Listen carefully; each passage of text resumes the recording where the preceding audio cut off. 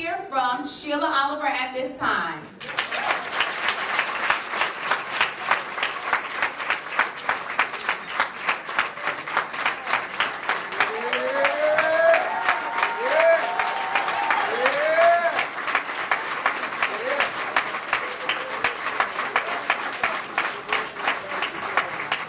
Well, good afternoon.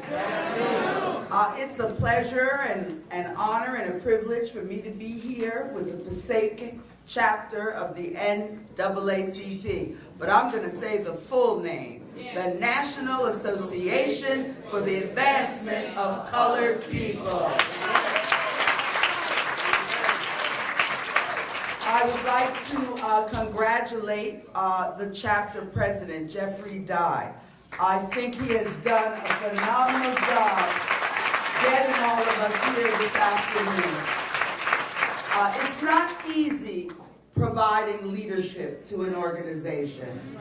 And it's not easy providing leadership to us. And I think that he has stepped into his season of leadership. I've known Jeffrey for a while now, and I have watched him grow and develop, and I'm very proud of the community leader that he is becoming in Passaic. So, I've been loving the backdrops.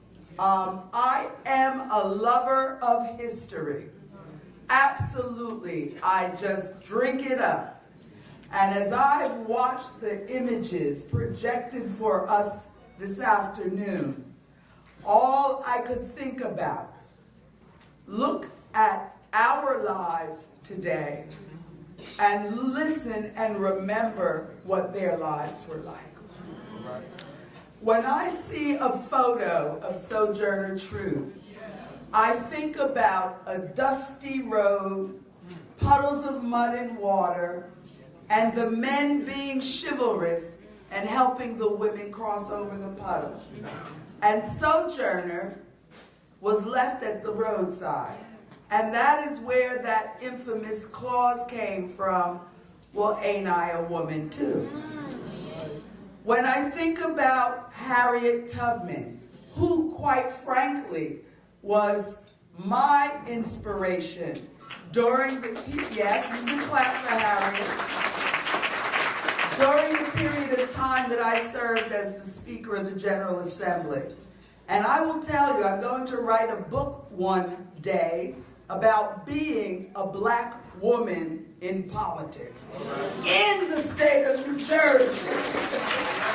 That's the most important part. But on some of my most trying days presiding over the assembly, I would stand in the well at the podium, I'd look out at the 79 members, and I would say to myself, Sheila, if Harriet could make 30 trips from Cape May County up to the New York line, you can stand here and preside over this foolishness today. I used to say that to myself. So Harriet, it inspired me. Everyone knows that the historical black woman that most influenced me was the late Congresswoman Shirley Chisholm. Now, you know, Terry, who works as my chief of staff, she laughed at me last week because I made a statement and I said, she doesn't take any tea for the fever. Now, see, Reverend McKinney, a lot of the folks, the youngins, they don't know what that means. But when you don't take any tea for the fever, that means you are strong. The fever can't beat you down. You're going to make it through. Well, that is what Shirley Chisholm was as a role model to me. And, you know, this woman coming from a Caribbean island with her parents, coming to Brooklyn, getting an education, not being able to get a job in her field because women were discriminated against, ended up in education when she had majored in business. But you know what? God ordered her steps. Shirley got into politics, got elected to the New York Assembly, and became the first black woman elected to the U.S. Congress. And she wasn't treated kindly when she got to Capitol Hill. And you know, Shirley was put on the Agriculture Committee by Strom Thurmond. Now, you all know who Strom Thurmond was. And Shirley politely went to the office, said, "Mr. Speaker, you put me on agriculture. We don't have a lot of farms in Brooklyn, New York. But what we do have are a lot of children that need an education. I want to be on the Education Committee." Shirley Chisholm authored the first federal legislation that funded preschool education in these United States. But what I loved about her, she said she was unbought and unbossed. That's what I love the most. And when I look at all of the historical figures being projected here this afternoon, that is each one of their legacies too. Paul Robeson. How brilliant was Paul Robeson? Not only could he play football and every other sport, he was a poet, an actor, and a social activist fighting for social justice. Valedictorian at Rutgers, that's correct. But history didn't treat him kind when he was walking in his light.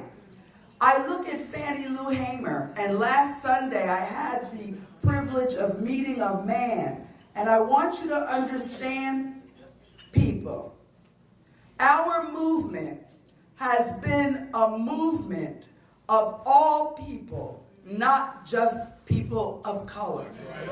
And the man I met last Sunday is a man who grew up in Salem County, and he locked arms with Fannie Lou Hamer and helped the Mississippi Freedom Party form. He became an actor, a writer, an author, and he began to tell me that when he went down to Mississippi, they knew they were going to get arrested. And he said, here he's this young white boy from Salem County. Fannie's saying, yeah, we're going to do this. And he said that Fannie had developed a limp, and really her mobility was affected because she had been beaten by the police so many times. And he said to her, "Miss Hammer, how do you do this? How do you keep moving on?" And he said, Fannie Lou said, "Because I have no options." Because I have no options. Yes. And I'm here to deliver a message that our generation, we're standing on the shoulders of people who gave up a lot. They gave up a lot. They lived their lives without dignity. They lived their lives with no respect. They were given every single disadvantage you could imagine. But guess what? The black communities survived it all. Survived it all. Now, I just want to fast forward a bit to today. And I love, I see Richard Smith's letter in the journal, and he says, "Hello, freedom fighters." Well, yes, we do have some 21st century freedom fighters, but we don't have enough of them. You can't go home after work, put your feet up, pop yourself some microwave popcorn, and get that remote. You can't do it. You must get civically engaged. You have to stand up. You have to show up. And every now and then, you got to show out. Every now and then, you got to show out. Because if we do not do what is the theme of this luncheon, community empowerment and uniting, we're going to be left behind. We are going to be left behind. New Jersey is the most culturally and ethnically diverse state in the United States. We are. And I am proud of that legacy in our state. But I also know that we must remember the gains and the progress that we have made. It came with a lot of blood, sweat, and tears from a whole lot of people. And when we have the opportunity to rise up in leadership, we better know who we're in the room representing. We have to know that. We have to know that.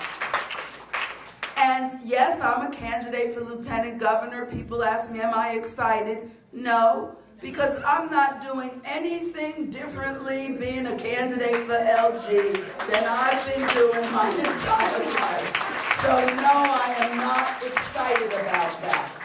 What I am excited about is having the opportunity to be in the room, to advocate for what is important, to make sure there is equal distribution of resources in this state, to make certain that our school systems get the funding that they need, to make sure that our business owners and entrepreneurs have the opportunity to do business with the state of New Jersey out of that $34 billion budget, to make sure when a tunnel is built from here to New York that there are black construction companies working on that project, to make certain that boards and commissions and authorities, I call them the quasi level of government, they're hidden from public view, but they're controlling resources like you would not believe. The Port Authority of New York, New Jersey, the New Jersey Economic Development Authority, the New Jersey Sports and Exposition Authority. And do you know, on the State Board of Education, there is not one person of color. So how do you look high, down low, and tell us about how we reform our schools when the voice of the districts that are confronted with your policies aren't even represented at the board table? So that is what excites me about being a candidate. But, you know, work is work. We were taught hard work by our forebears. We know of no other way of life. And to my young millennials, I want to say this to you. It's not about the red-bottomed Louis Vuitton shoes. It's not about the Louis Vuitton bag or the cross bag. It's not about your Range Rover. That's not what this is about, young millennials. That's not what this is about. And you have the wherewithal and you have the obligation when people like me create a path for you, you better strap on your boots and follow me. Thank you. Thank you very much. Good evening. Good evening. This is the night that the Lord hath made. And we've come to Paterson, New Jersey. I can't think of a better place to be tonight than right here in Paterson. To the Honorable Mayor, I'm so pleased to be in this city. And to Reverend Dr. John Warren, thank you for those kind words of introduction. I'm here tonight with one of my daughters, Anna. She's 26 years old and studying to be a gymnologist. Instead of wearing the jewelry, she's trying to sell the jewelry. So my daughter, Anna, glad to have her with me.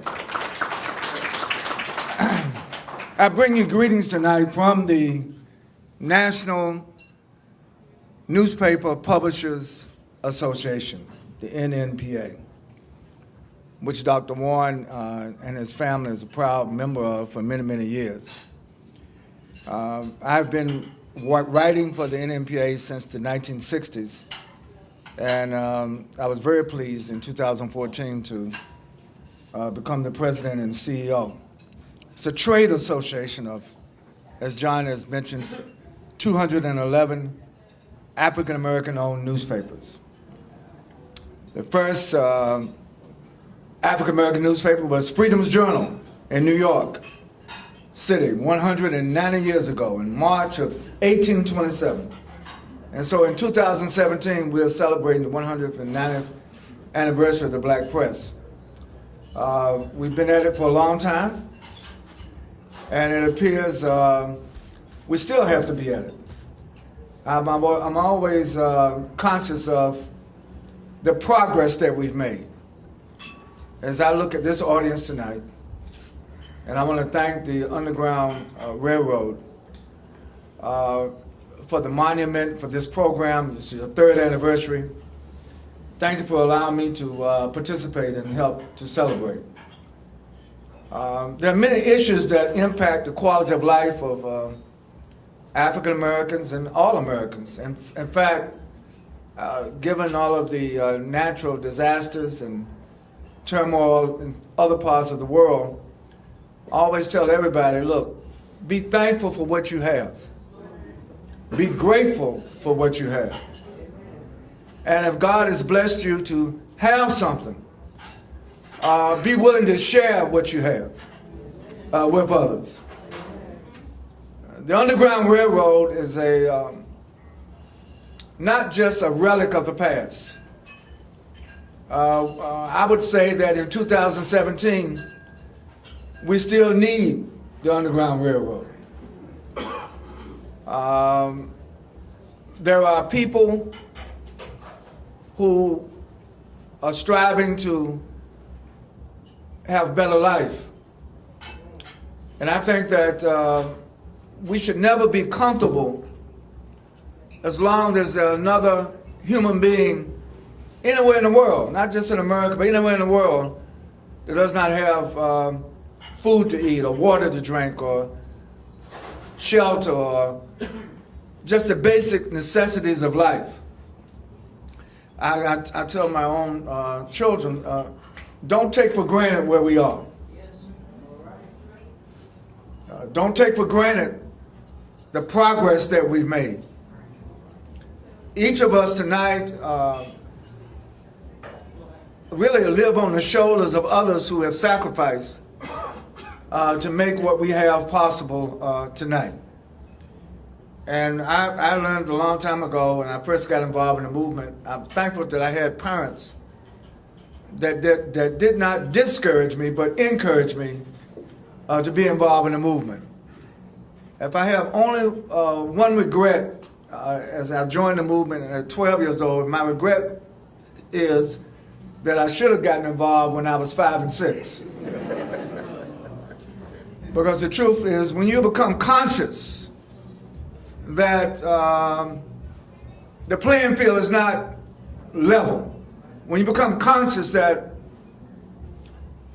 there are forces that may be operating in a society that prevent people from fulfilling their God-given destiny. I'm a preacher. I believe that God is not the problem. I think we're all blessed. And the striving in life circumstances is not only to find your blessing, but to make sure you maximize your blessing. You know, and I think that you'll never catch me making a pessimistic speech. Yeah, there's some rough times.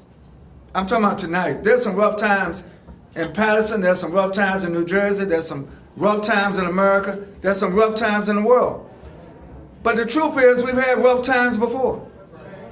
I want you to study what really happened with the Underground Railroad, the sacrifices that were made by people who were, in fact, already free, but decided they needed to do something about the people who were not free. I think about these athletes that are kneeling. Some are standing. some are kneeling. But they all are conscious that we all need to do something in our own way to make a contribution to make sure that everybody can maximize their God-given gifts and talents.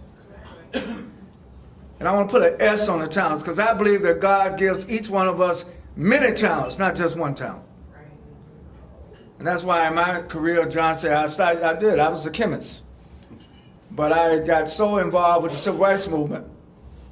Me and my sister Francine, she's 1 year younger than me, we were both chemistry majors, and we were going to go to medical school and be doctors. And thank God my sister is a doctor, physician. But I got so involved with Dr. King, my ministry at John just became civil rights. I grew up in the movement. Thank God for the movement. And I'm glad that people who were older than me at that time took the time to shepherd me, to mentor me, to guide me, to encourage me. And so at my age now, I feel I have a responsibility to also serve as a mentor and a guide and an encourager to our young people today. I want to say something about the young people here in Patterson. I want to say something about the young people in America in particular. I believe that the young people today are not the lost generation. I think the young people today is the best, most talented, most creative, most genius-laden group of young people who've ever been blessed to witness. However, our young people need to be encouraged because there's too much in our society that discourages our young people. When I was coming up, there was no such thing as dropping out of high school. We were trying to get in. John mentioned I desegregated. That was a big, long word. I didn't know what desegregation meant at 12 years old, but I knew I needed to go in this library and get a book. And I was so thankful that at the time, I guess what I did was not considered legal, but sometimes you do have to push forward and challenge those things that you know are not right. But when I go back now to my hometown in Oxford, there's no sign saying white only. The library is completely open, and people walk on by the library like the books are not even in there. But I think that's part of our generation. We have to remind our young people, not just the importance of reading, not the importance of getting an education, but we have to make sure that everybody's striving to get the best education. I think education is a way of leveling the playing field. And I'm always encourage our young people to not only stay in school, but learn all that you can. You know, get as many degrees as you can. Learn how to do more than one thing. My father was not on a school team, he was a brick mason. So by the time I was 6 years old, I knew how to lay a straight row of bricks. So if I got fired from every job right now today, John, I could go still lay a straight row of bricks. I know how to use my hand as well as use my mind.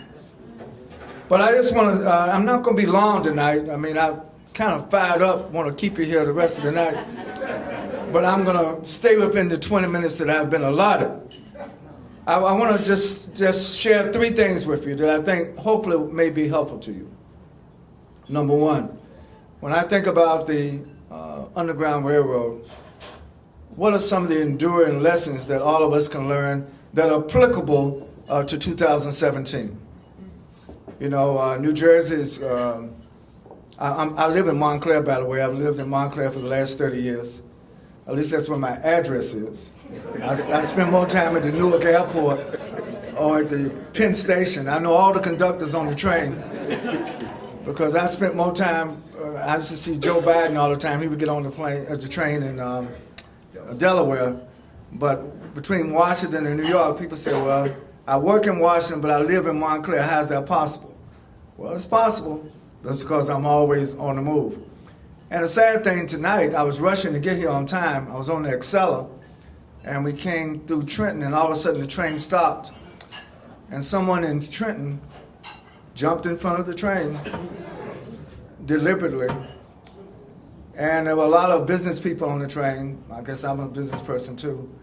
And they got very irritated. Why is the train stopping? I said, wait, hold tight. We can get where we're going. The train just hit somebody.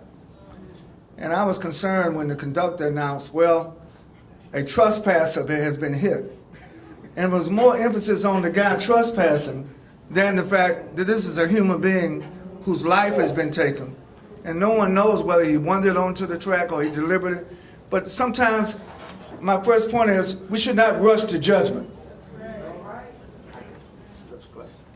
We should not rush to judgment because we may not know what the circumstances are.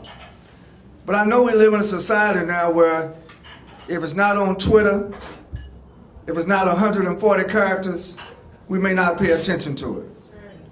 And so to me, something happens every day that informs not only what you know, but informs what you should go after. And so I had an opportunity, John, on the train coming here to pastor to some of the other business people that got impatient, you know, because they didn't want the train to stop, even though it hit somebody.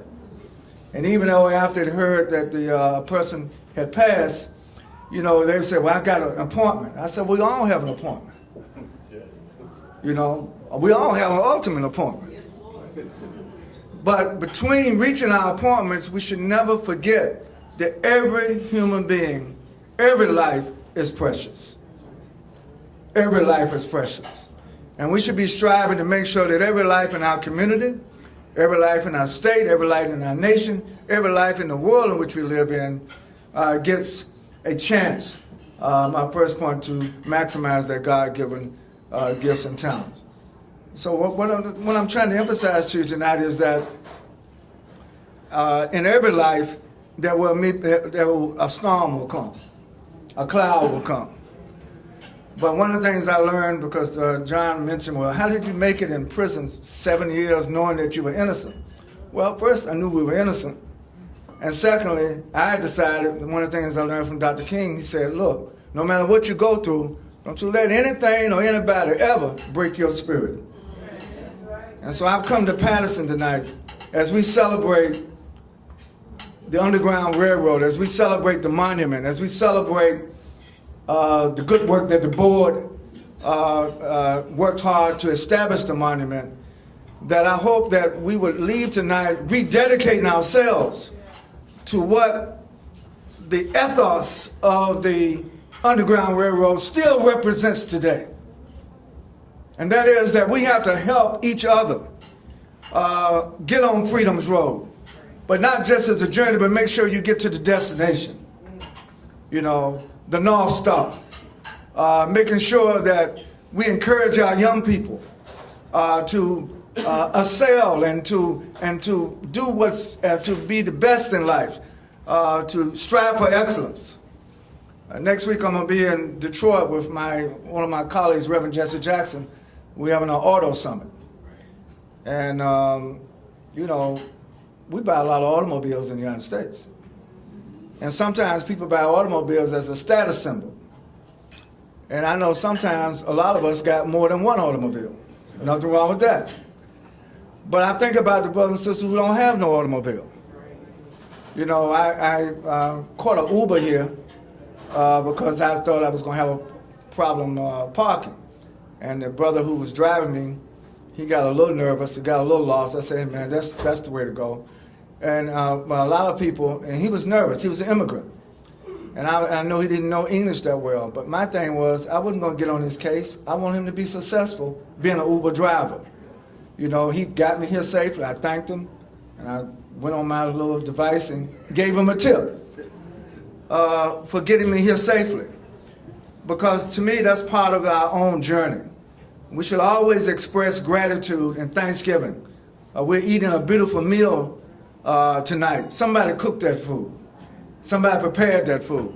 And I guess some of you say, well, somebody paid for it. So we should be thankful for the meal. You know, don't take anything for granted. The water, you drink that glass of water, do you know how many people in the world today do not have clean water to drink? Down in Puerto Rico right now, people are suffering. Don't have a glass of water to drink or a piece of bread to eat. So as we share this meal tonight, let us be thankful, yes, for our presence here, but also let us be conscious that there's a whole wide world out here that we need to help change to make better. You know, and I think that is what Harriet Tubman and a lot of the people in the Underground Railroad were all about. You know, and I'm thankful that President Obama chose to sign an executive order. I hope Trump doesn't change this one. But to have Harriet Tubman's picture on the $20 bill. And I know some people at the U.S. printing out there, they actually got the plate done. So in a few years, we should have the $20 bill. And I wonder sometimes, how would Harriet Tubman feel about that? On the one hand, I think she would be grateful. But I think on the other hand, Harriet Tubman, if she could come back momentarily from her place of eternal rest, she would say, that's a great thing to put my picture on that $20 bill, but make sure that my picture on the $20 bill means that we are committing ourselves to keep that Underground Railroad alive, to make sure that every human being has not only the possibility but the reality to experience and enjoy freedom, justice, and equality in their lifetime. In their lifetime. You know, one of the proudest days of my life was in 1993. I was the head of the NAACP, and we had a national convention in Indianapolis. And I was able to invite the Honorable Nelson Mandela.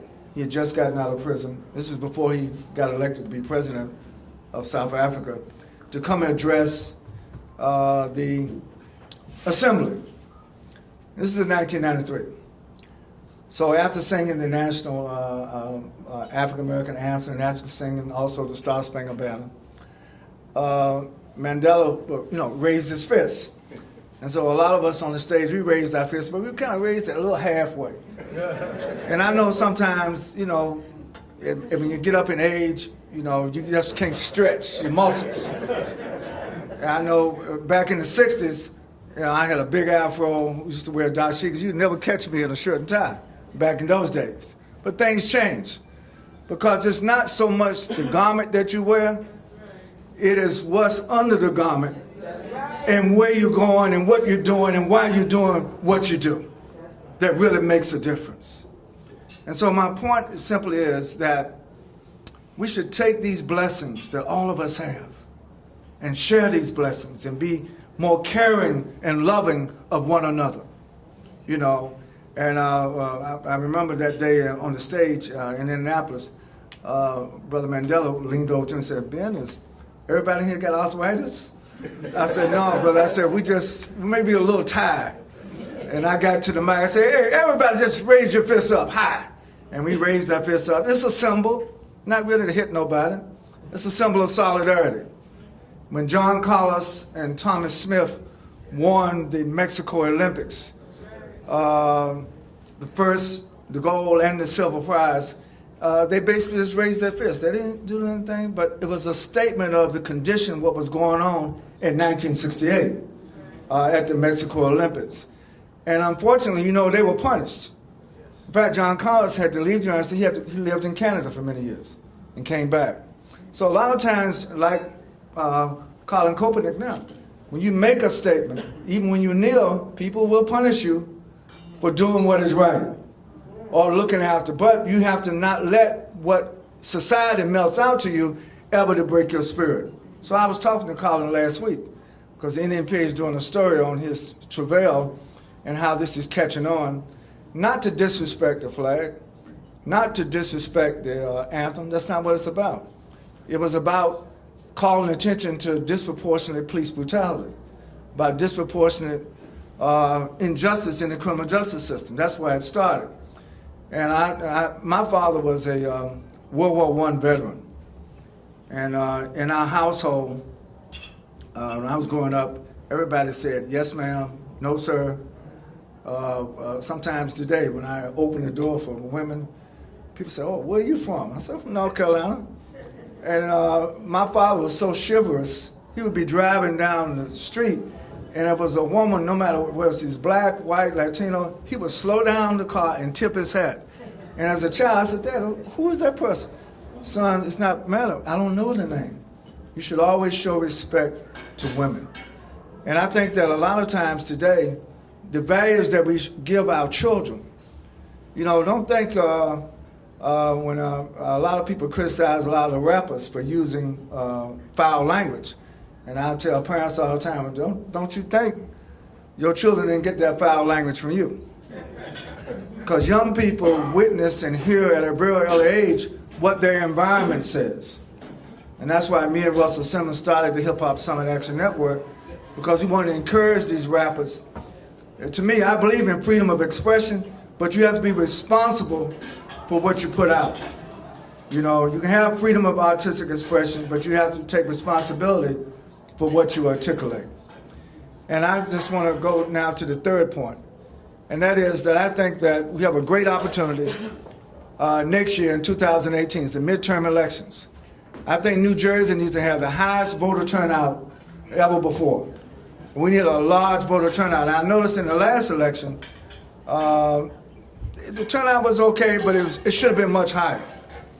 I think the right to vote is a precious right to vote, and we should never take for granted this right to vote. A lot of people complain, but then don't go to the polls. You gotta go to the polls. So I would hope that the Underground Railroad will find a way how to get people to the polls as an expression of our support of the Underground Railroad. I think it's something that a civic responsibility is something that we all have to take very seriously. I think that the consequences of not voting will give us more of possibly what we have today. And I think if we want to make some change, we got to get more people engaged. Want to make change, we got more people voting. And not only to vote, but knowing why they vote and who the right to vote. So let me tell you just a little bit about him. His name is Larry Ham. Larry is with the People's Organization for Progress. Larry was the youngest ever elected public official in the state of New Jersey, where he was elected to the Board of Education in Newark when he was still in high school. And Larry has been fighting for justice in the struggle ever since. He will tell you more about him, but please give a warm round of applause to Larry Ham. Say it loud. Say it loud. Say it loud. Say it again. Power to the people. I'm so glad to be here and be at this wonderful parade. Give the committee a big hand for this wonderful parade we had today. And I just want to say to the few people that are standing out here that don't have umbrellas, if you don't have an umbrella, I'm going to invite you up here. I know the committee didn't give me authority to do that, but I don't want people to stand out in the rain. And I guess it's good that it rained. That way I won't talk too long, right? Brothers and sisters, what a wonderful day to be here. I'm so glad I was able to march in the parade. And John Curry, I can remember when we didn't have a black parade. I can remember in the 50s, see, I'm born in 53. I'm not the oldest here, but I'm close to it. And in the 50s, we didn't have any black parades. The first black parade we had in Newark wasn't even called a black parade. It was called the Crispus Attucks Parade. Why was it called the Crispus Attucks Parade? Because Crispus Attucks was one of the first, was in fact the first person to die in the American Revolution. Imagine that. We had to struggle here for 200 years to get freedom, but we were actually the first people to die in the American Revolution. Crispus Attucks, killed in Boston, and that's what set it off. And many people don't know that African Americans played a major role in the American Revolution. Do you know that more than 5,000 African Americans fought in George Washington's Revolutionary Army? How many people been to New Jersey PAC? The New Jersey PAC in Newark. How many people been there? Do you know when they were building the New Jersey PAC, my organization, the People's Organization for Progress, we had to go down there and protest. We had to stop the construction. I know y'all said, well, Larry, why did you stop the construction? We had to stop the construction because when they were digging up the hole to lay the foundation for that building, they dug up black graves. New Jersey PAC sits on the site of the cemetery where Africans and Indians were buried in the colonial era because segregation was so total that white people and non-white people could not be buried in the same cemetery. And that situation existed almost well into the 20th century, until the Jim Crow period. We had segregation was total. Many people don't know we had black hospitals and white hospitals. And they just wasn't, don't be talking about that was just down south. It wasn't only in the south. It was up here too. The black hospital in Newark, the building is still there. It's a church now on West Kenny Street. So we couldn't be born in the same hospitals. We couldn't be buried in the same cemeteries. And New Jersey PAC sits on the grave site where the cemetery was. We stopped the construction because when something like that happens, there are federal laws that people must comply with to remove those remains and inter them properly in another place. Now, when you go to the PAC building, if you stand on the plaza, you will see a white arch. And in that white arch, you will see a glass, like little wall. And on that wall, you will see names written in white. Those are the names of the Africans and Native Americans that were buried in that cemetery. See, history is not dead. History is all around us. We stand forever in the vortex of history. It's like signs are around you, but if you can't read the signs, you're going to walk right past. History is, I'm going to show you how close history is to us today. But yes, and how many know the newspaper called the Star Legend? Okay. I told you about that cemetery, right? When you look at those names in that arch in New Jersey PAC, you'll see a name, Cujo Jack. Cujo Jack was one of the African slaves that joined Washington's Revolutionary Army. He acquitted himself, means that he fought so bravely on the battlefield that he got his freedom. Washington gave him not only his freedom, but gave him land. And you know where his land was? Where the Star Ledger building is today in Newark, New Jersey. That was Cujo Jack's farm. And Cujo Jack later became a businessman, and believe this, during the colonial era, he was in the import-export business.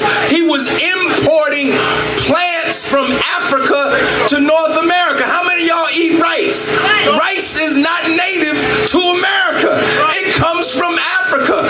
Many of the fruits and vegetables we eat were not native to the Western Hemisphere. They were brought here from Africa. I was so glad to march in the parade today. I can remember when we didn't have parades, and leading our parade in the color guard next to the American flag was the red, black, and green flag of Marcus Garvey. How many of y'all know the origins of the red, black, and green? That is, hold it up, brother, hold it up. That is the flag of the Universal Negro Improvement Association, which was founded by Marcus Mosiah Garvey, one of the foremost freedom fighters in our history in the Western Hemisphere. Garvey formed the UNIA. To date, there has been no organization, Brother Curry, that had more members than the 1 million members that were in the United Negro Improvement Association of Marcus Garvey. And it was at the UNIA convention in 1929 that Garvey came forward and said, the English have a flag. The French have a flag. The Spanish have a flag. But until now, the black man has no flag. But today I raised the red, black, and green, and now the black man has a flag. This was Marcus Garvey. You got to know the history. You didn't even know that, right? When you carrying that flag, you carrying the flag of Marcus Garvey. But let me tell you something. I'm old enough to remember when they wouldn't let us as kids bring that red, black, and green flag to school. They would throw us out of school if we brought any other flag in there except the American flag.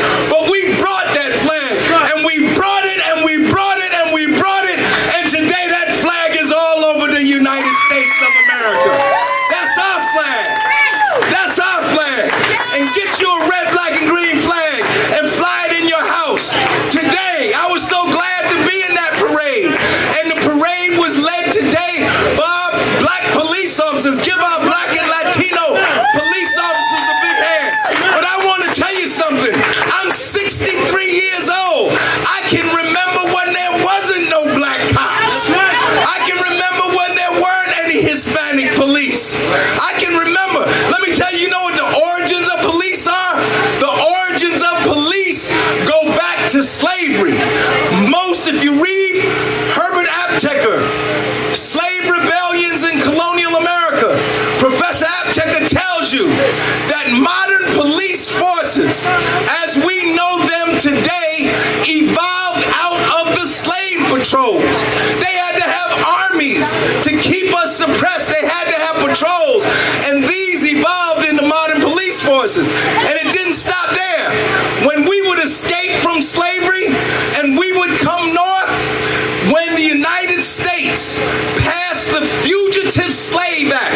Y'all know about the issue we have with a lot of Latino brothers and sisters today, right? They are here. Let me tell you, I don't believe there's any such thing as an illegal human being. They just ain't got papers, and we're going to help them brothers and sisters get papers so that they can be citizens too. But you know, we were in the same situation that they were in. We were internal refugees. We weren't running away from another country. We were running away from our slave masters.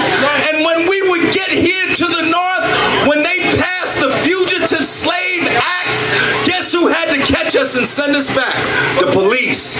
See, history is most qualified to inform your understanding, not just of the past, brothers and sisters, but of the present. Let me tell you something. Black cops should know their history. I'm old enough to remember that after we got some black policemen, black police officers could not arrest white people. Did you know that? You didn't know that, did you? Black police officers could not arrest white people. They could only arrest black people. That's something that has to be considered, brothers and sisters. This is very important, but we support our black police officers that stand up for our community. And there are many who do stand up and don't sell us out. Like the president of the Bronze Shields that spoke today. All policemen are not like the ones that killed Philando Castile, which they just let off yesterday, or killed Eric Garner over there in Staten Island, or killed Michael Brown over there in Ferguson, or killed Jerome Reed down there in Bridgeton, New Jersey. There are a lot of cops who are not about that, but I tell you, those brothers and sisters need to stand up and speak out for the community and let us know that they are on our side and we are on their side. Today when we were marching, I was so glad to be in the parade today. So happy to see people. Ray, you know, we got one day when we proud to be black, but we should be proud to be black all year round. We shouldn't just be proud to be black on one day, but I'm glad to see we're proud to be black, but we got to work on that because there are brothers and sisters walking around that still be saying bad things about the color of people's skin. I don't care what your tone is. If you are a descendant of African people in this country, you black, and you should be proud of your black skin, of your heritage, of your culture. Yes, we got problems. We got a violence problem in the community,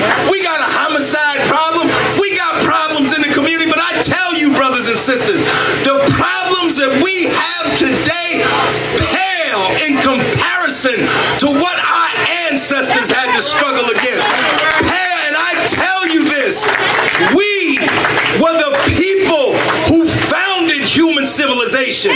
Africa is the home of humanity. Our story does not begin with slavery. You can't tell the story of humanity and not talk about the history of black people, because humanity comes out of Africa. We are the founders of great civilizations. There's some pyramids over there in Egypt. You know how old those pyramids are? Those pyramids 5,000 years old. They ain't no buildings on the face of the earth as old as the pyramids. Those brothers and sisters had such a profound understanding of mathematics and engineering that they built something that will stand forever. And those are your pyramids. When you're on television, those are your pyramids. They won't say it, but they are your pyramids. We built those pyramids. Brothers and sisters, when we were walking up today, we were saying Happy Freedom Day. Happy Freedom Day. Why were people saying Happy Freedom Day? Because in 3 days, we will celebrate Juneteenth. Now, why is Juneteenth important? It was on Juneteenth, June 19th, 1865, that black people in Texas, in a city called Galveston, that's still there, found out that Abraham Lincoln passed the Emancipation Proclamation 2 years earlier.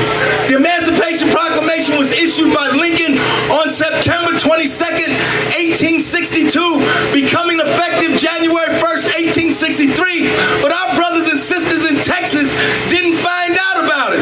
You know, you got to know the history of Texas. People say the Alamo, the Alamo. The Alamo was all about the preservation of slavery in Texas.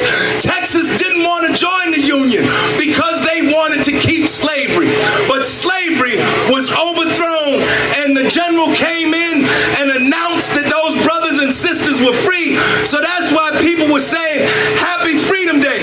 But keep in mind, the actual abolition of slavery begins with the passage of the 13th Amendment on December 18th, 1865.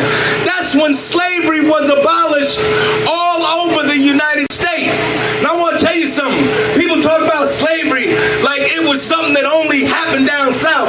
Slavery was right here in New Jersey. In 1860, at the time that the Civil War begins, there were 12,500 registered slaves in New Jersey. New Jersey's sympathies were very much with the South, although it was part of the Union. See, how many people even ever read the Emancipation Proclamation? How many of you read it? All you teachers, this coming school year, I command that you have your students read the Emancipation Proclamation from beginning to end. We talk about it, but nobody ever reads it. It didn't abolish all slavery. It was a military recruitment document. It was used by Lincoln to get African men to join the Union forces. And it only gave freedom to those slaves that could escape to Union lines and were in the Confederacy. In the Emancipation Proclamation, it says the states, the counties, and the parishes that were in rebellion. But our brothers and sisters answered the call. 220,000 black men joined the Union forces. 186,000 joined the Union Army. And we are free people today. We don't have manacles on our wrists and shackles on our ankles and chains around our waist because those black men fought and died for our freedom, and we must never forget that. Never, ever forget the sacrifice they made. Look to my left. When you look to the left, you see a great monument there. How many of you have gone up and read the inscriptions on that monument? That monument is why we're here today. That is the monument of the soldiers and to the soldiers and sailors who died died in the Civil War. Do you know that the Civil War was fought because of slavery? Some people say it was fought to preserve the Union. But why was the Union split open? It was split open because of slavery. Because some people wanted to keep us enslaved and other people, including ourselves, wanted to be free. This is why. Do you know that more Americans died in the Civil War than Americans have died in World Wars I, II, Vietnam, and Korea combined? More than 1 million men died in the Civil War. 642,000 on the Union side, 485,000 on the Confederate side. That is the price of freedom. We said Happy Freedom Day today, but what is the price that was paid for this freedom that we have?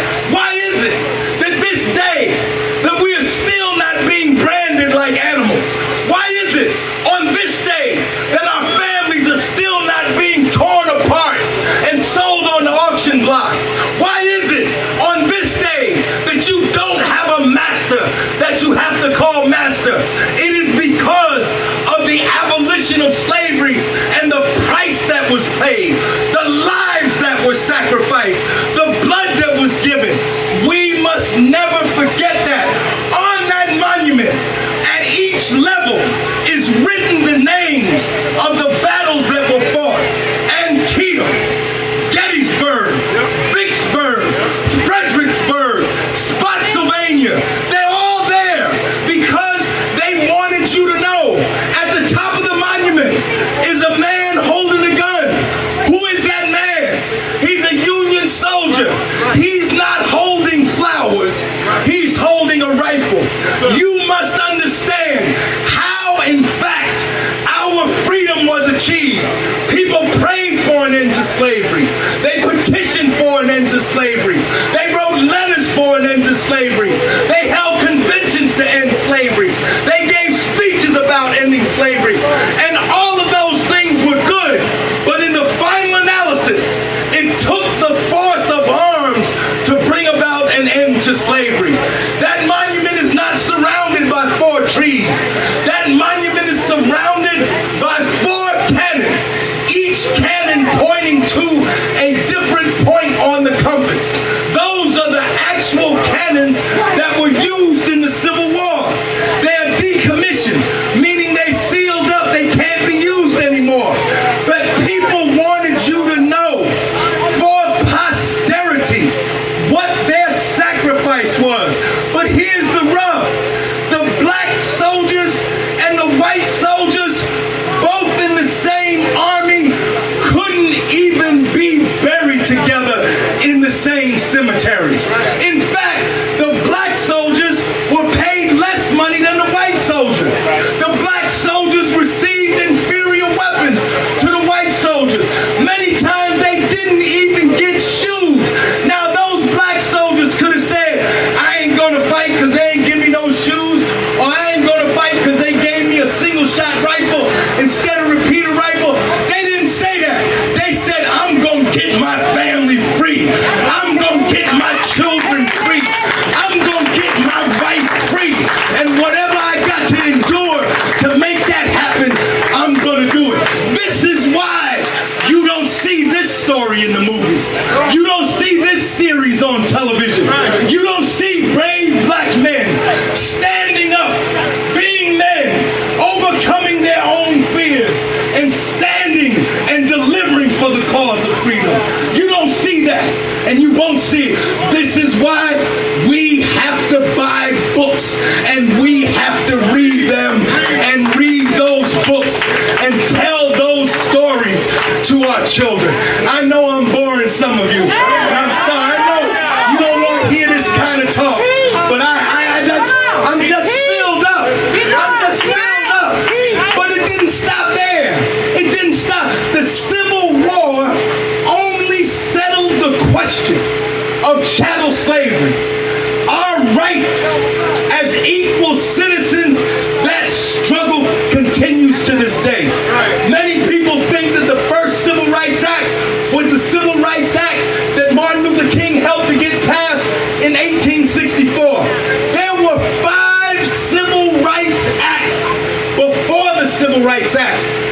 1964. Why were there 5? Because the unrepentant reactionary racists would not even obey the law. And we had to fight and fight and fight. And Jim Crow, you know when the Ku Klux Klan arises? The Ku Klux Klan is founded the same year the Civil War ends. The same year. And it's founded because they had a plan. You know what that plan was? The re-enslavement of black people. They called it Jim Crow. Some call it the new Jim Crow. But it was slavery, brothers and sisters. It was slavery. It was slavery under a new name. You ever heard of convict lease labor? That's when they would arrest black people. They would make all these laws so that you would have to break some law. Then they would lock you up. When you ride down the train track, remember it was black slaves that laid those tracks. When you go to Washington, D.C., remember it was black slaves that built the White House. The very monuments of democracy were built with slave labor. The first 7 presidents had slaves, not okayed slavery. They had slaves in the White House. But our people, we are great people. We shouldn't even be standing here today. But because of our faith in God, because of our faith in our people, because of our humanity, we endured oppression and we stand here today a great people. I tell you, we in the 20th century, I don't care how many problems we have, I am proud to be a black man in the 21st century of the United States of America. We stand here today. We stand here today, brothers and sisters, and all that we fought for, all that our ancestors fought for, all of that is in jeopardy now. They are forced to see. History is not like a TV program. It's not like a series with a first and an end. History is a story that keeps going. And our struggle for freedom keeps going. And we got a regime in there today that is determined to turn back the clock on our progress. But I tell you, I don't know about you, I am not going back without a fight. I'm going to fight for every inch of social progress that we have made. And you got to fight. And you know, one of the reasons we're in this situation today is because a lot of folks did not come out and vote in the last election. Now, I concede the fact that the last election was stolen. In fact, he's not the president of the United States. He's the president of the Electoral College. And do you know the Electoral College is directly related to slavery? That in fact, the Congress, the way it's set up, is directly related to slavery. They gave, see, people talk about the 3/5 clause. It didn't say that we were 3/5 of a person. What it did, it gave the southern colonies. See, there were more white people in the north than there were white people in the south. And the 3/5 clause allowed the southern states to count 3/5 of their slave population toward their total number so that they could have members in Congress equal in number to those from the northern states. But that wasn't enough. They wanted a special mechanism. If you notice, most of the first dozen or so presidents come out of the South. Why do they come out of the South? Because of the Electoral College. They set up this body of people. Its number is 535. It equals the number of people that exists in Congress. And they, not you, pick the president. We have this ritual where we go to the polls and we say, I'm voting for president. But that's a ritual. The job is not done until the Electoral College meets a month later and they are the ones that pick the president. Number 45 lost the popular vote by 3 million votes. If we had direct election of the president, he wouldn't be in all call for the abolition of the Electoral College and direct election of the President of the United States. I'm gonna wind up because I know I'm boring y'all to death. I can see these young men here, they're bored to death. I'm boring you to death. We got work to do, brothers and sisters. First of all, we must be unified as a people. We are a people. All of us in here, black, Latino, whatever, we are all descended from African people. Africans were brought throughout the entire Western Hemisphere. You don't know this. You think black people only here in the United States. There's not a country in the Western Hemisphere that doesn't have black people in it because slavery existed throughout the Western Hemisphere. Haitians shouldn't be fighting African Americans. African Americans shouldn't be fighting Africans. We the same people. We the same blood. We only speak different languages because we had different colonial masters. We had the English, they had the Spanish, they had the Portuguese, they had the Dutch. That's the only difference. In fact, African Americans own a tremendous debt to the Haitian people because had it not been for the Haitian Revolution, we might still be slaves today. Haiti, the little island of Haiti, defeated the superpower of its day. France was the superpower. Its emperor was Napoleon. They were invincible. They couldn't be defeated. But the Haitian people rose up and said, we will be slaves no longer. Under the leadership of Toussaint L'Ouverture, under the leadership of Dessalines, they rose up and they defeated the French, the Spanish, and the English. They became the first, listen to this, listen to me. They became the first and only country in the history of human civilization to establish a republic out of a slave condition. Now I know some of you saw that movie Spartacus, and Spartacus is a true story. Many people don't know that. If you took Latin as a student, as I did, you would have to have read the Pyrrhic War, the Servile Wars. Spartacus was the story of the third slave uprising in the Roman Republic. So they make a big movie with Kirk Douglas as Spartacus, and we all know about it. But the only slave rebellion that succeeded in establishing a nation was Haiti. They ain't made no movie about that because they don't want you to see black people taking their destiny into their own hands and being successful. So brothers and sisters, we got work to do. This summer, let's engage in massive voter registration. We need to register all of our people that are unregistered. And then you know what else we need to do? We need to carry out some ideological struggle with our own people. Our people who are still saying that we shouldn't vote, that it doesn't make a difference. You can't fight City Hall. You can't beat the system. We are living proof that we can beat the system. We are living proof. Let me tell you, when they wrote the laws for slavery, slavery was supposed, this is the word they use, in perpetuity. That meant forever. When they started this project, you were going to be their slaves forever. But our people fought back. Don't just talk about athletes and entertainers during Black History Month. Talk about some of the people that fought back. Talk about Harriet Tubman. Talk about Nat Turner. Talk about Denmark Vesey. They had as much right to take up arms against their slave masters as the colonists had to take up against the British. This is a sovereign right.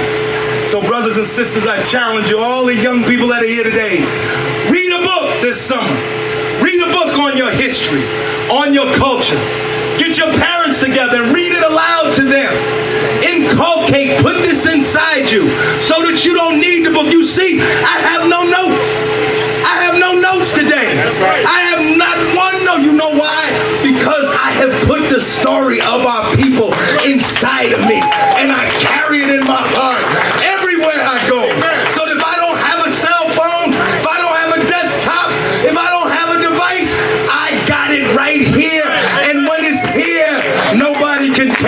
from you. Lastly, next week, we are marching for reparations in Newark, New Jersey. What are reparations? Reparations is what they owe us. We got a simple slogan. They stole us, they sold us, and they owe us. This country is given compensation to other people that it has harmed. It gave $20,000 to every Japanese family that was interned in concentration camps during World War II. It gave millions of dollars for reparations for those who were in slave labor camps in Nazi Germany. If they got money for the Japanese, they got money for the Jews, they got money for black people. We deserve our reparations, and we want it now. So next Saturday, 12 o'clock, at the Lincoln Monument, at the intersection of West Market Street and Springfield Avenue in Newark, New Jersey, we will be marching for reparations. And I invite you all to come and join us. Let us march, but let's not stop there. And I want to thank the parade committee, and I want to thank the Patterson Education Association, give them a hand too, for helping me to be here today. But let's not stop next Saturday. Let's bind together. Let's put aside the differences. Let's stop fighting each other. Why do we fight each other? Let's stop fighting each other. Let's stop shooting each other. Let's stop stabbing each other. Let's stop lying on each other. Let's stop stealing from each other. Let's stop calling ourselves any word that refers to us negatively. Why do we use the slave master's own words to describe ourselves? Why do we describe our women in the most derogatory terms possible? If you think of yourself as less than human, you will become the victim of a self-fulfilling prophecy. We are not bitches. We are not niggers. We are human beings. And we will have our full and equal rights as human beings on this earth. Power to the people. Thank you very much, brothers and sisters. Thank you. He be back next June. Amen. Amen. See you next week. Now I'm going to turn it in. Now I want y'all to work with me on this. Let's make this a conversation so we can move through this expeditiously and I can get out your way. Let's begin. Judges chapter 7, verses 2 through 7. The Lord said to Gideon, "You have too many men. I cannot deliver Midian into their hands, or Israel would boast against me, saying, my own strength have saved me. Now announce to the army, anyone who trembles with fear may turn back and leave Mount Gilead." So 20,000 men left, while 10,000 remained. But the Lord God said to Gideon, "There are still too many men. Take them down to the water, and I will thin them out for you. If I say that this one shall go with you, he shall go. But if I say that this one shall not go with you, he shall not go." So Gideon took the men down to the water. There the Lord told him, "Separate those who lap water with their tongue as a dog laps from those who kneel down to drink." 300 of them drank from cupped hands, lapping like dogs. All the rest of them got down on their knees to drink. The Lord said to Gideon, "With the 300 men that lapped, I will save you and give the Midianites into your hands. Let all the others go home." Let them go. We'll refer back to that text. Let it sink in for a minute. Let your mind and your soul marinate on it for a little while. First and above all else, I want to take a moment of personal privilege to thank my Lord and Savior, Jesus Christ, for blessing me each and every day and for being the source of my hope, my source of peace, and my source of love. I want to thank him for his anointing, for his presence, his power. For you see, he has the grace we need for the test that we face. And I pray that he will endow us and anoint us that we might be used by him to leave here today in all of our imperfections and do things that we have never done before. I bring you greetings from the NAACP New Jersey State Conference, our officers, our executive committee, and members. I say without hesitation or fear of equivocation that there is no branding, none more recognizable in the country when it comes to civil rights, social justice, and equal opportunity. None like the NAACP. For 108 years, we have been at the forefront of the fight for freedom, justice, and equality. Even in the midst of our challenges, in the midst of change, and the questions to our relevancy, we remain like no other, the NAACP. I want to thank my dear friend and your president, Brother Jeffrey Dye, for extending this invitation to be here with you this afternoon. I also want to pay tribute to Calvin Merritt, who served you for 24 years. A long time. 24 years, a long time. The hardest opponent that I face in fighting for black people is black people. Yes, sir. Yes, sir. 24 years. Yes, sir.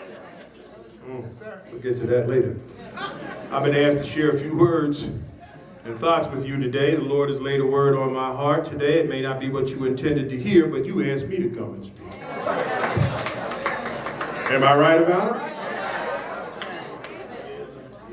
So I have a tendency in my speaking to be like Forrest Gump would say, I'm like a box of chocolates. You never know what you're going to get until you take a bite. So I invite you to take a bite of this word the Lord has laid on my heart, and if you happen to have any complaints, see Calvin Merritt.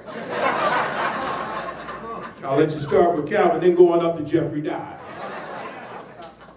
To your honorees, I say congratulations, and I want you to know that it's an honor for me to be in your presence. There's not a man or a woman under the hearing of my voice that can say that sometimes, just sometimes, it's nice to hear that somebody appreciates you, right?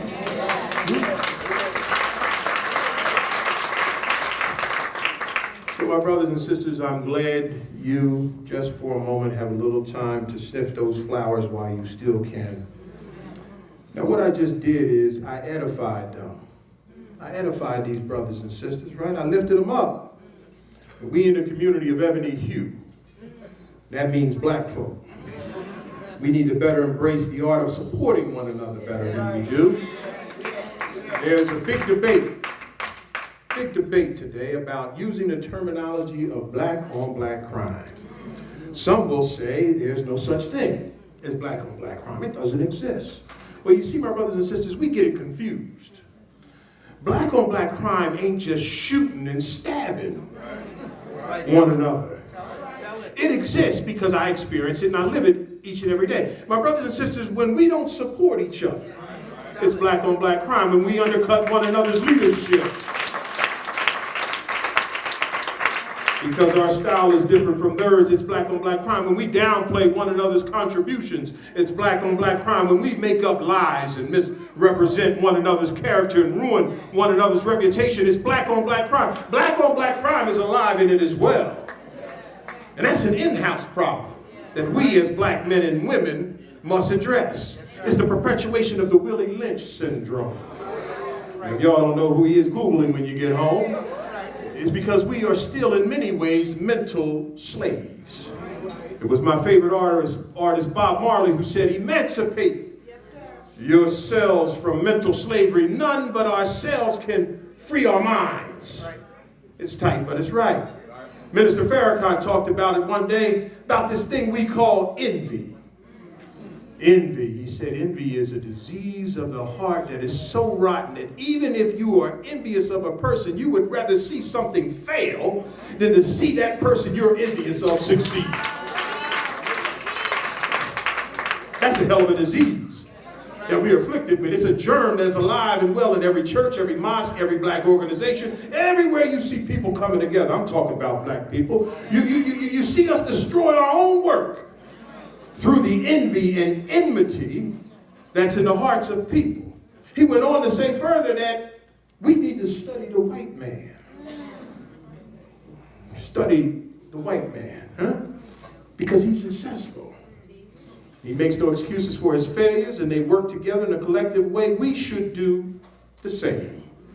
Black people are too individualistic. In order to do great things, we have to learn the value of pulling our intelligence, pulling our knowledge, our money, to do the things that will cause us to be honored and respected by civilized people all over the world.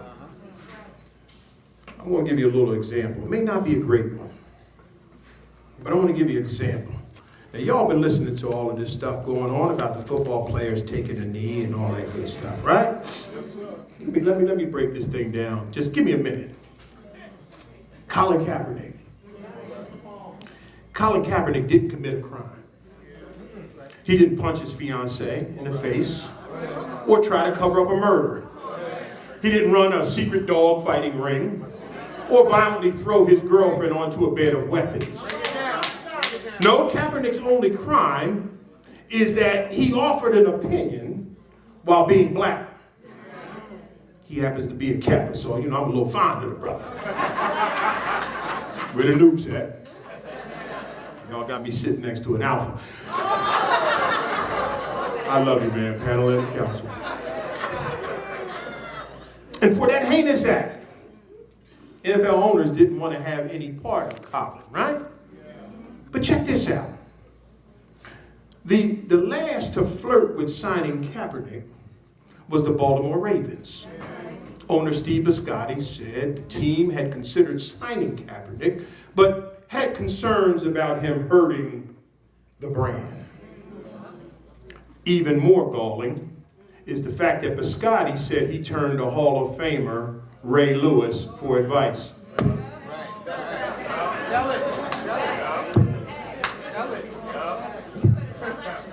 Ray Lewis.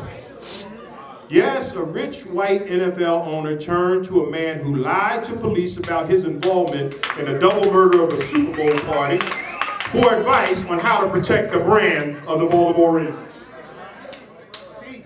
You must have some Ravens fans in here. You can't make this stuff up. Lewis has been very vocal about Kaepernick's situation. Now, a Fox Sports analyst, Lewis addressed Kaepernick and said, if you do nothing else, young man, get back on the football field, and what you do off the field, don't let too many people know. The mistakes that I've made, I never repeated twice, Lewis also said, which is technically true. It's technically true. He only ratted out his friends to have murder charges against him dropped once his life was in jeopardy. Obviously, it's unclear what mistakes Kaepernick has made other than offer his opinion about the state of the world. So what mistakes did he make, right? Fellow sports host Shannon Sharp summed it up best in an eloquent defense of Kaepernick a few weeks back, noting all the quarterback did was take a knee to protest why he felt African Americans were being mistreated and sometimes killed by police officers in certain parts of the country. The officers that were doing this killing were not being held accountable for their killings. An emotional Shannon Sharp contended by saying, we keep saying he's disrespecting the flag. We have yet to address the issue of what he tried to bring attention to. We have power that we don't even use. This could have been resolved a long time ago. No need for us to even have a conversation about boycotting the NFL. Ladies and gentlemen, we are only 15% of the NFL viewership. 15%. Yet, we are 70% of the league. Power. 70% of the NFL is Negroes. All the black players had or have to do is say, we not playing until Kaepernick gets a job.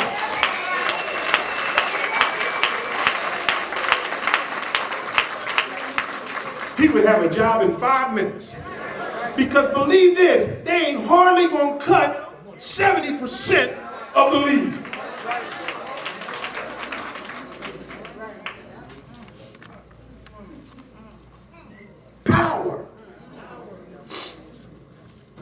That's an example of how we don't edify one another.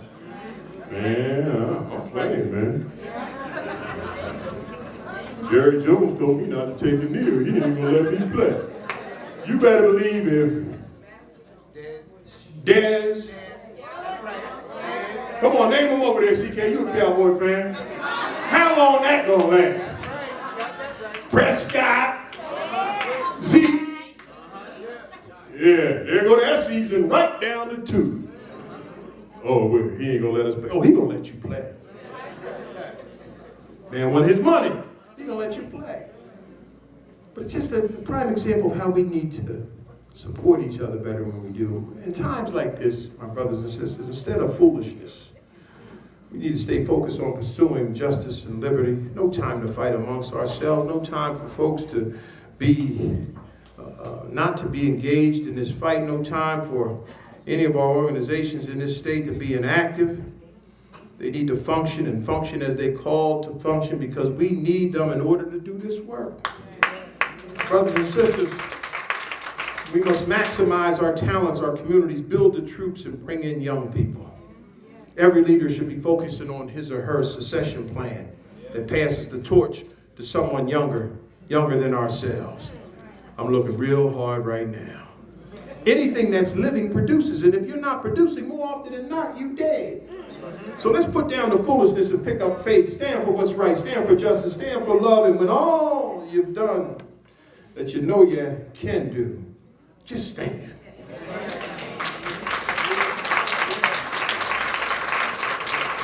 In the words of the late rapper, my favorite rapper, Biggie Smalls, he said, if you don't know, now you know. And I'll end that with family. He ended it with something else. So we must continue to talk to each other, work arm in arm with one another, pray for one another, let each other know that we have one another's backs. It's funny how we seem more often than not to like and love our leaders more when they're dead than when they're alive. Historically, we love Martin King, Malcolm X, Medgar Evers, Marcus Garvey. We celebrate their birthdays or holidays. We'll wear a t-shirt with their picture on it or hang a photograph in our homes. But truth be told, when they were alive, Dr. King, everybody didn't love him. Kicked us back in the same way they do each of us every day. Let's keep it real. We woven this beautiful tapestry of Dr. King. He's our hero, everything a man should be, our champion. We forget that some of our own churches, some of our own people called him a rebel rouser or a troublemaker. There were many black churches, many of our own pulpits where Dr. King couldn't go, and that's a fact. So we must do better by those who are on the front line, sticking their necks out to fight for us each and every day. We put our own leadership in position so we can immediately begin to tear them down.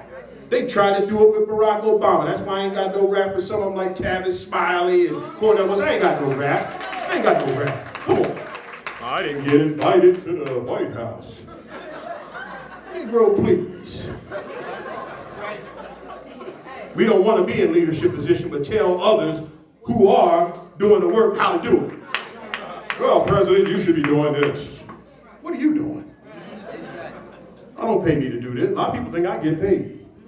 It's volunteer. Volunteer. You look at the dictionary and the word volunteer, you see my picture. I love Jeffrey Dye. I'm here on a Saturday afternoon.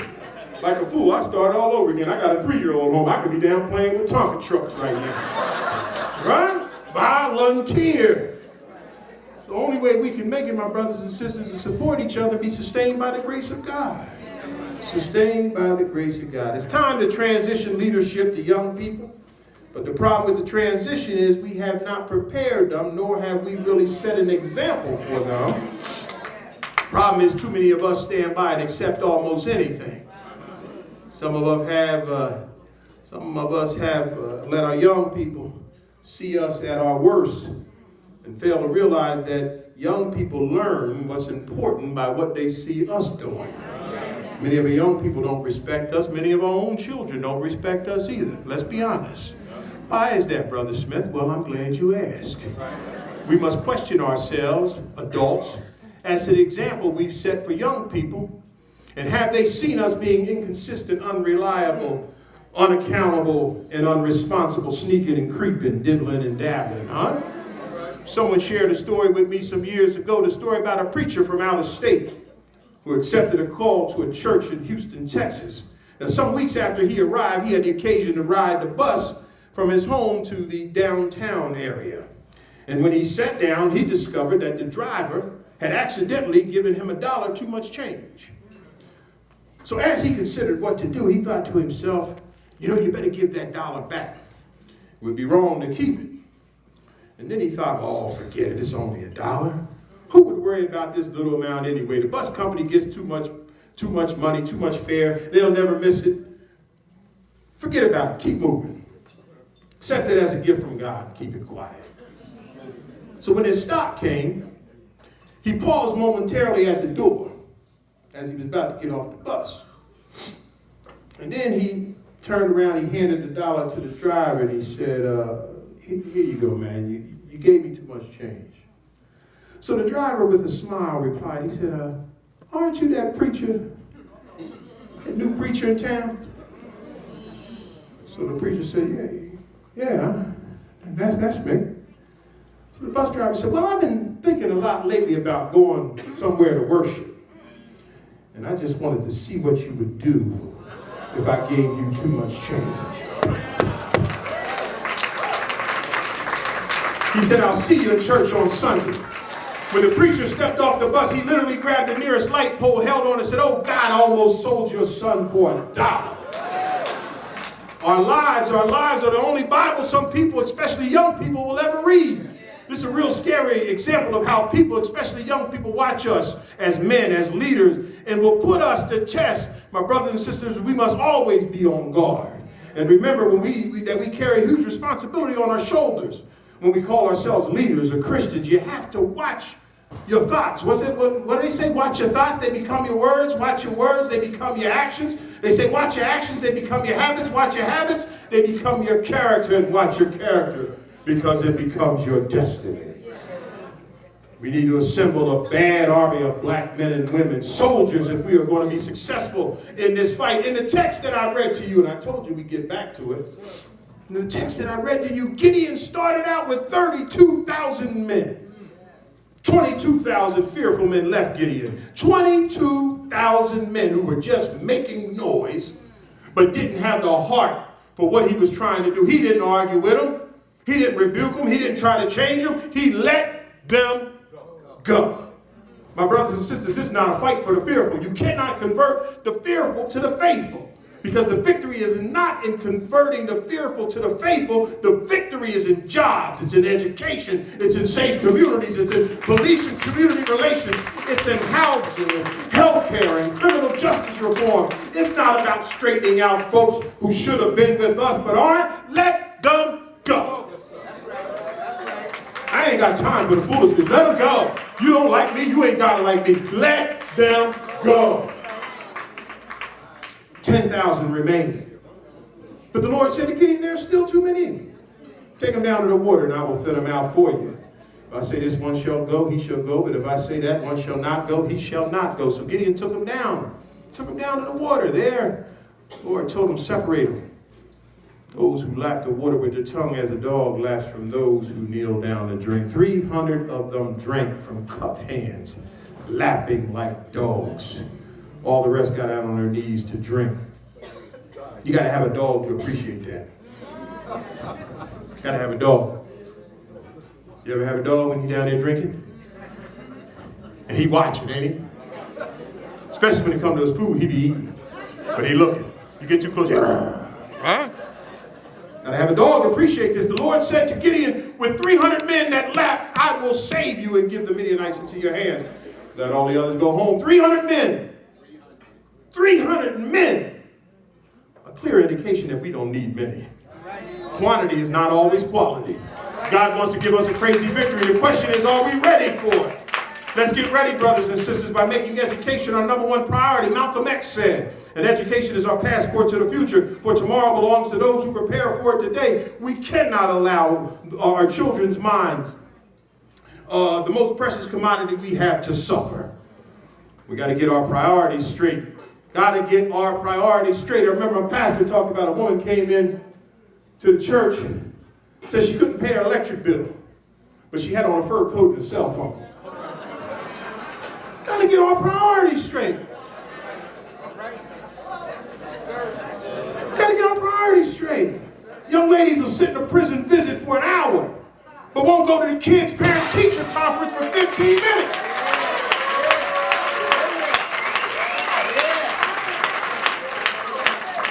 I work in the prison system, I know. Time to get right. Paying $300 on hair, but looking for a free supply, a free voucher for school supplies. Let's get ready. Let's get ready. Go for the men as well. Or you out here at the strip club, but you won't pay your child support. Priorities straight. Let's get ready. Let's get ready. Let's get ready by voting. NAACP always encourages folks to vote. Vote your values and ensure the politicians you vote for value your vote. We need to hold all elected officials accountable, regardless of who they are, white, black, Hispanic, black, white, black, black.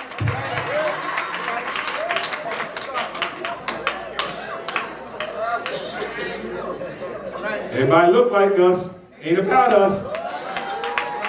I'm up and down this state each and every day. I got a job. I retired, I get my pension, my check at the first of every month. I'm working again. Nobody gave me nothing. Oh, but a whole lot of folk out here getting paid to look out for us. Hold them accountable. That's a whole different message. And everybody worried about Donald Trump. We need to have a message for any of our folk who may be shaking in their boots about Trump. Oh, I hear them. What are we going to do with that crazy man? He's the president. He don't like black people, and he don't like Mexicans. He don't like Muslims. Maybe so. Maybe so. But who cares? Who cares? My brothers and sisters, we are black folk. We got power. I don't give a damn who he likes or don't like, because we know that the future is not his. The future belongs to us. But we got to vote. Choosing not to vote isn't rebellion, it's surrender. And then lastly, we need to train our young brothers and sisters to become the new leaders of this age. Embrace the Black Lives Matter movement. Embrace those young people. We need their energy. We need their passion. We need their vision. We need their ideas. We need them to be the healing agents of our national world transformation and future spiritual and economic salvation. We need not to let them, rather we need to let them know that there are some battles that are not worth fighting even if they win. And there are others that are worth fighting even if they lose. Tell them that they must keep their goals in mind and make a sacrifice and struggle to bring their goals to fruition. But very few things that are worthwhile in life come easily. Remember that in fighting for what they believe in, we are fighting for a better world. We are using our limited time on this earth to make a difference. By taking some ordinary step to get involved, we can accomplish extraordinary things and bring about extraordinary results. Each of us have been given unique talents by God. We all have been given these talents to make a contribution, to make our communities, our state, our country, and our world a better place in which to live. While it is true that one person cannot do everything, there is something for each of us to do, to fight for, to believe in. My brothers and sisters, those who went before us, they did so much more with less. Yes, they did. We must do more with more. I love when the national board member, and thanks to Sister Dukes in New York, I'm going to be going on the national board in February, and sitting on the board with good folks like that. We try to lead this organization. But it was national board member and State Carolina State Conference President, North Carolina State Conference President, Dr. William Barber. He talks about our forefathers and our civil rights heroes and sheroes and how they did more with less. Yes, they did. And how right Dr. Barber is. He said, with less, they beat slavery. With less, they beat Jim Crow. With less, they beat lynching. With less, they beat the KKK. With less, Harriet Tubman got 500 slaves out of slavery. She said she could have got more if they only knew they were slaves. She didn't have email. She didn't have Facebook, YouTube, Instagram, Snapchat, cell phone, or texting. She didn't even know what Twitter was. She didn't have a car. But she had faith in God. A 38 pistol strapped on her side, moss on the north side of a tree, and a north star in the middle of a dark, dark night. She did more, they did more with less. We need to do more, so much more with more. We've fallen, my brothers and sisters, but we can get up again. There are those who want us to remain silent, and that's not by coincidence or by happenstance. It's by design. If we're quiet, complacent, disengaged, disjointed, asleep and powerless, buried and laid to rest. But it's like the story, as I get ready to take my seat, story of the old horse. You might have heard it, that lived on a farm. The old horse had been around for a long time and had worked real hard for the good of the farm. The farm owner's neighbors told the farmer, they said, you know what, you need to kill that old horse that's out there in the pasture. They said, that old horse has seen better days. Time for you to go on out there and put him out of his misery. So the farmer said, I can't kill that old horse. He said, the horse has been good to me. He said, he worked and walked in the rain and in the sleet and the snow.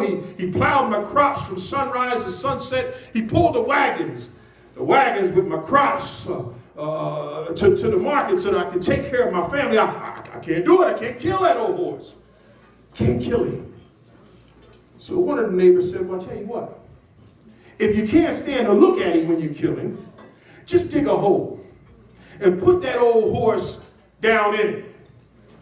And then turn your back on him and take the shovel with some dirt and throw it over your shoulder and cover him up. Y'all a little slow to catch up with this now. It'll hit you when you get home. Y'all don't hear what I'm saying. But every time that old farmer would dig down and get some dirt on the shovel and throw it over into the hole, the old horse would jump up. Somebody know where I'm going with this, right? Every time he threw some dirt in the hole, the dirt would hit the horse, he would jump up. And when the farmer looked around and thought that old horse was gone, was dead and buried and covered up, the old horse, he was standing on level ground. My brothers and sisters, we are the old horse. The enemy is throwing dirt on us. Wall Street is throwing dirt on us. The justice system is throwing dirt on us. The racist right-wing extremists are throwing dirt on us. And what's real sad is that some of us is throwing dirt on some of us, but all you got to do is jump up, get up, stand up, come on, get on your feet, jump up, get up, stand up. I'm going home. Good night. And times have changed because of so many of you. And I appreciate what you're doing. But ladies and gentlemen, we have work to do. I am going to respectively count on you and ask you, starting tonight through tomorrow, which is 14 days from D-Day. And it's not D-Day like Normandy, but it's almost as serious here in the United States of America. From what we have in the White House, it's a danger. For what we've lived with in Trenton for the last 8 years, it's been a danger, first of all, to our children. Underfunding education, $9 billion. It's been a danger to our educators that they have been so disrespected by this administration over the last 8 years. To our union people and law enforcement officials as well. The people that keep us safe, they have been disrespected as well. So I need you, because ladies and gentlemen, with your help, hope is on the way. It's actually 14 days away. But we have to get to the polls. Simply all souls to the polls. But ladies and gentlemen, although I am so proud of the ambassador and what he's going to do for us, I am deeply proud and deeply touched.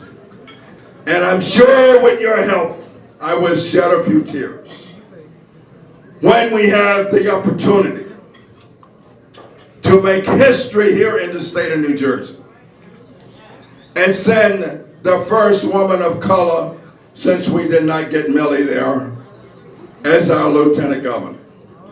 Let me tell you about Sister Oliver. to me. Sister Oliver, first of all, to so many of you that might not realize, being in the assembly for the last 12 years, she represents 85,000 people in Passaic County as well as Essex.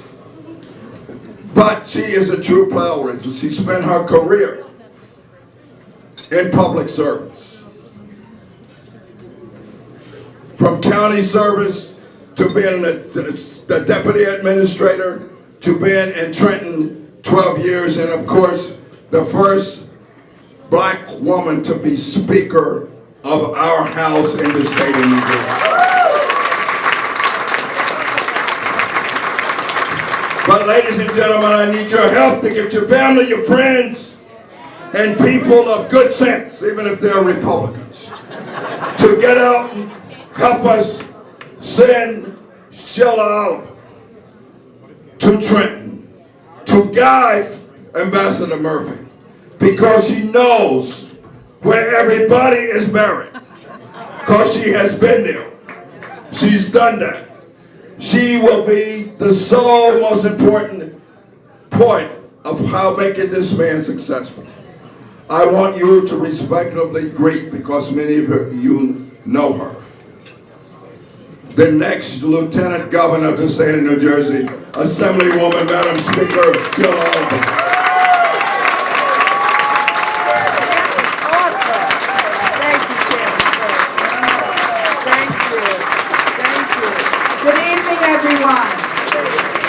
I'm going to be brief.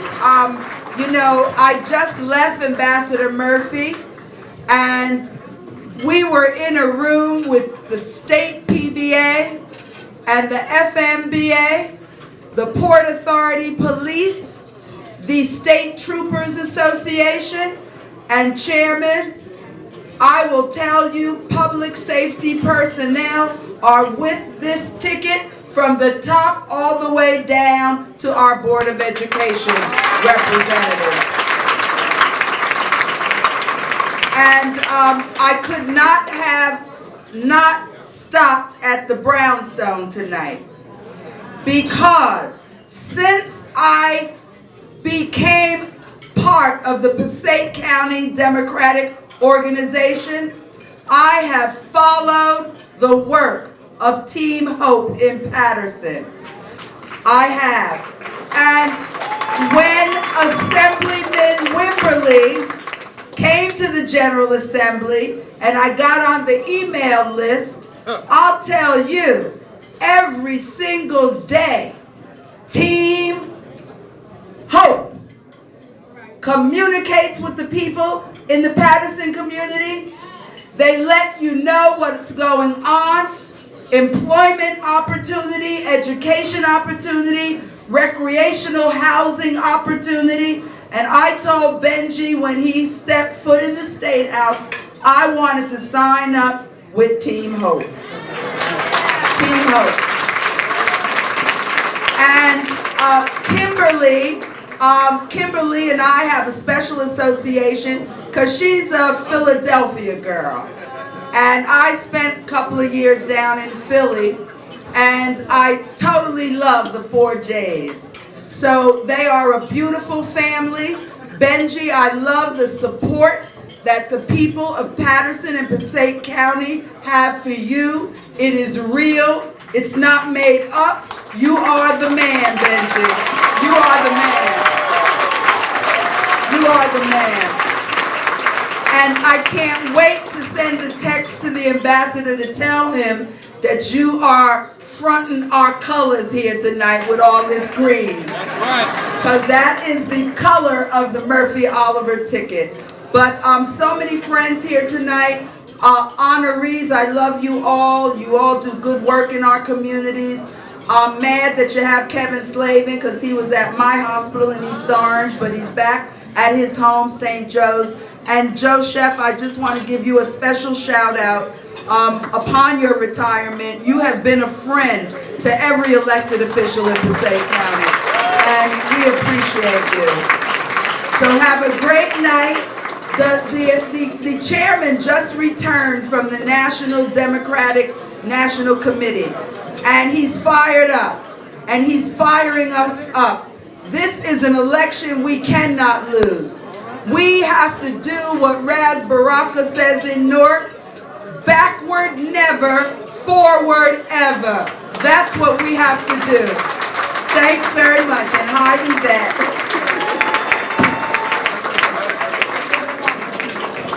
Come on, y'all, we can do better than that. Let's give a round of applause for our next Lieutenant Governor, Sheila Oliver. I have to tell you, Speaker Oliver is absolutely the best. When me and Shavonda came on to the Assembly, she was one of my first calls to make sure we have what we needed. She was a speaker at the time. And Speaker Oliver, is she in the back there? Speaker, I just wanted to acknowledge you and thank you for all that you have done for me personally. And I'll tell you this, not only is she going to be a great Lieutenant Governor, she is a great person. And as a HBCU graduate, we are super proud to have a Lincoln University from PA grad being in the State House as our Lieutenant Governor. Thank you for everything, Speaker Oliver. Appreciate it. But we're going to move on quickly. Our chairman spoke loud and clear. He gave you your marching orders. November 7th, we need your full support from the top of the ticket down to make sure that you get out and vote. Many people are saying, oh, there's an election. Well, you know what? Last time you said that, we got a guy named Donald Trump as the President of the United States. So if you don't know there's an election, you better ask somebody. You better get on board. So I don't care what your differences are. We're individuals. But at this time, if we don't make a full effort to make sure New Jersey stands up and stands up for the working class of America, we are in great trouble. So New Jersey, all eyes are on you. Make sure we get it done. Now last but not least, and I think my senator and my assemblyman will say, for the last 7 years fighting with Chris Christie, you have to understand that in the city of Paterson, our school district has been underfunded by $280 million. And they expect our kids to score outstanding grades on Park. Last week there was an article about the Park and talking about how low the test scores were in the city of Paterson. Well, if you do not provide us the means to be successful, how do you expect us to be successful? So we need fully funded. We know Ambassador Phil Murphy will fully fund the Paterson Public Schools. And I know as our senator also sits as our business administrator, she understands that the stress funds for our city are much needed because the city of Paterson takes care of everybody else's problems when it comes to heroin addiction, when it comes to homeless, when it comes to drug abuse. We are the city of angels. We take everybody in, we don't push them away. So all of the other towns that are talking about Paterson does not deserve more aid, well, if we don't deserve more aid, take your people back to your town and you take care of your problems. And that's from the top to the bottom. If you look around the city of Paterson, we're the only city in the state of New Jersey outside of Newark that has our arms open and not closed. So make sure when people talk about what we're not having, what we don't have, what we have, everybody else's problems. So we deserve funding. Am I right, Councilman Morris? We should not be fighting for this. We deserve it. I have one. Lift every voice and sing till earth and heaven ring, ring with the harmonies of liberty. Let our rejoicing rise high as the listening sky. Let every sound loud as the rolling sea.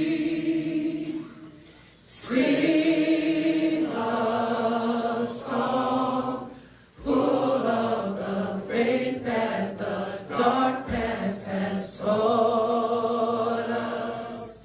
Sing a song full of the hope that the present has brought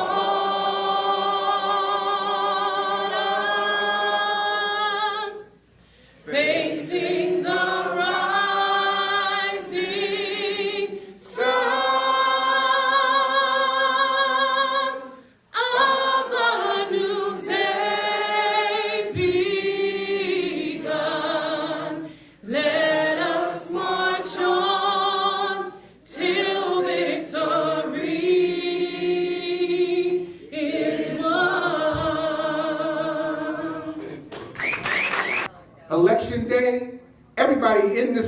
I know you're going to vote because I know you're in the choir, but everybody in this room needs to make a commitment today that on election day, we are going to call 15 people who we know don't usually vote.